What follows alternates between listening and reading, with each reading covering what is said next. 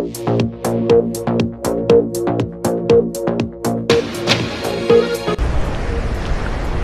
वालेकुम दोस्तों, उम्मीद है आप सब खैरियत से थे।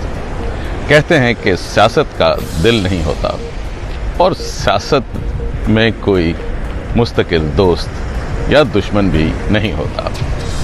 इसमें सियासी दोस्तियां बदलती रहती हैं और सियासी दुश्मनी तो होती नहीं मगर इख्तलाफ ज़रूर होता है, जो कि सियासतदान अपनी सियासी और समाजी ज़रूरतों को मद्देनज़र रखते हुए पैदा करते रहते हैं। जुमलाबाजी भी जारी रहती है, जो कि सियासत का एक हुस्न है, और इसी हसीन इख्तलाफ के दम से सियासत में रौनक लगी रहती है।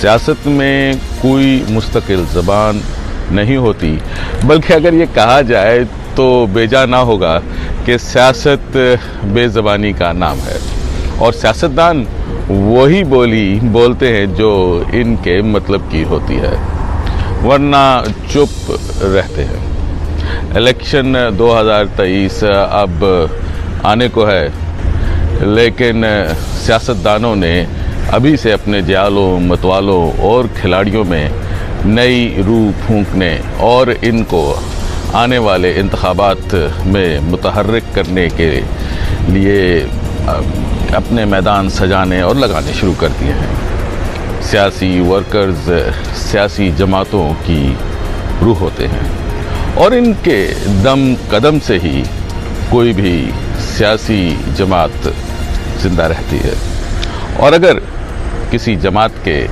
वर्कर इससे नाराज़ हो जाएं तो फिर समझें कि वो यतीम हो गई, बल्कि ख़त्म हो गई।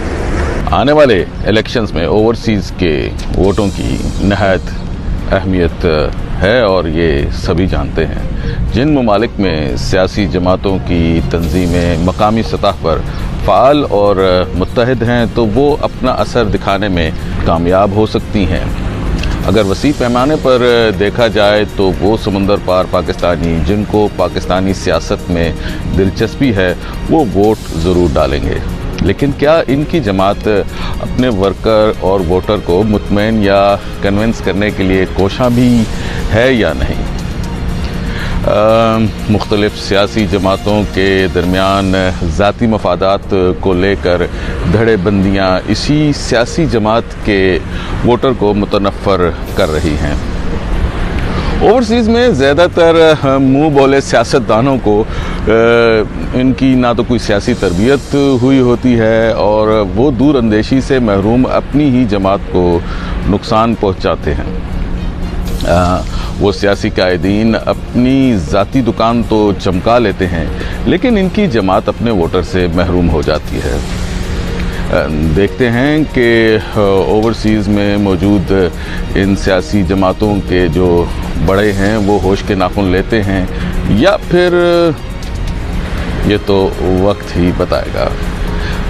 अगर अब भी उन्होंने सोच विचार से काम न लिया और अपने वोटर को मुतहर्रिक करने में या कन्विंस करने में कोई एफ़र्ट्स ना की तो मुझे नहीं लगता कि कोई भी सियासी जमात वाज़े तौर पर ओवरसीज़ के वोट के हक़ से फ़ायदा उठा पाएगी।